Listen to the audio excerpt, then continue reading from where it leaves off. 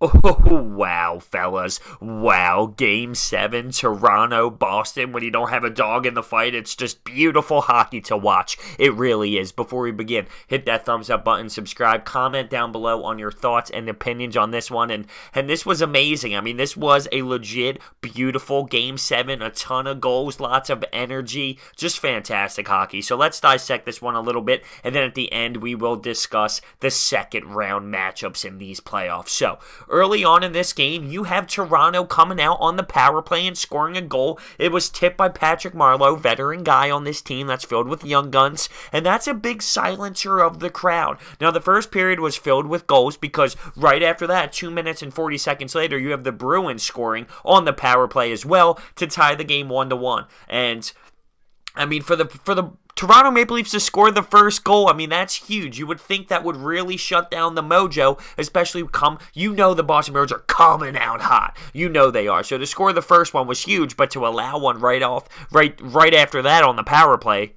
yeah, that's not the greatest. But literally less than 2 minutes later, Patrick Marleau scores again, assisted by Mitch Marner. He made a beautiful play over to Patrick Marleau, who snapped Tuukka Rask to take a 2-1 lead.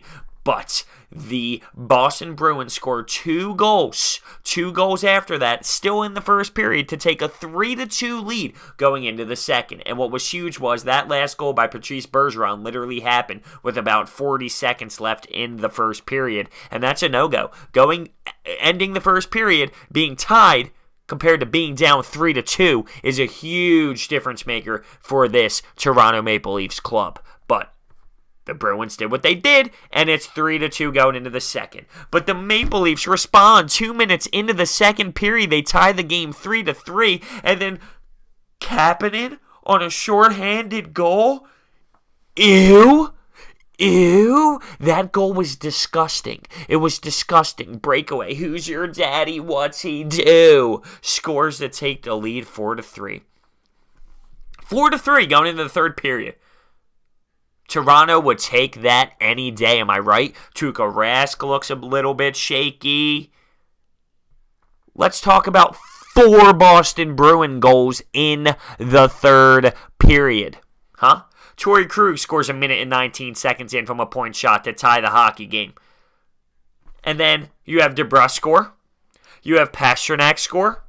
And then you have Marchand put in an empty net. I mean, that is pure domination in the third period. It didn't even look like, at one point with, 4 or 5 minutes left in the third period, Toronto only had 4 or 5 shots.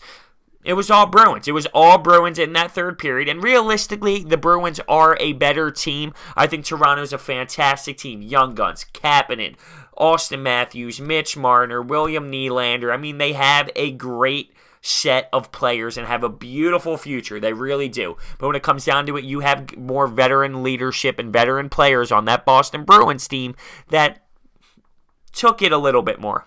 They did. Patrice Bergeron, Marchand, Chara, guys who've been around this league a long time.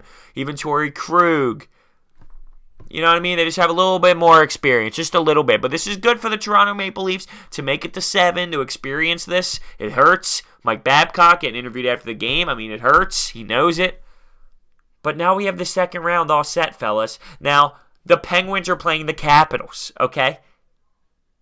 9 out of the last 10 series went to Pittsburgh. To me, that screams Washington. I'm just saying. To me, it screams Washington. This Pittsburgh team's fantastic, don't get me wrong. But this isn't the, oh my God, I'm so scared of them Penguins. A little shaky in net. The Capitals I feel like they don't have as much pressure because they didn't win the President's Trophy. People are already down on them. They're like, oh, they're not this team again. I don't know. We'll see how that one plays out. The Golden Knights and the Sharks. Both of these teams have not lost yet in the playoffs this year. 2 sweeps in the first round. Golden Knights with the home ice advantage. That game is going to be awesome, and I'm really pulling for Las Vegas. The Jets in Nashville. I'm pulling for Nashville on this one because I love their squad and I want to see them get back to the finals.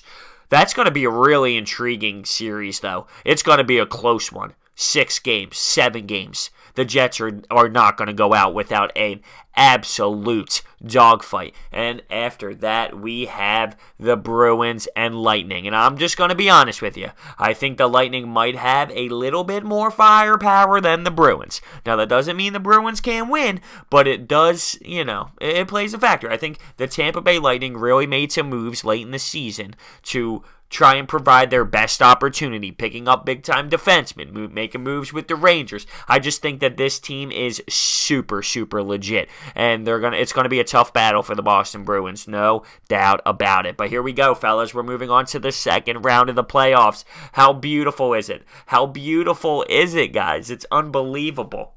Tonight was awesome. Game 7, awesome. Did not disappoint. So with that being said, hit that thumbs up button, subscribe, comment your opinions. Who do you think are going to win these series? What did you think of this Toronto and Bruins Game 7? I want to hear your thoughts. I want to react with you guys. I thought it was a fantastic Game 7. Lots of goals, which is beautiful to see. The energy, the effort level by both teams. It was just all around fantastic. Thank you so much for watching. I'll see you next time.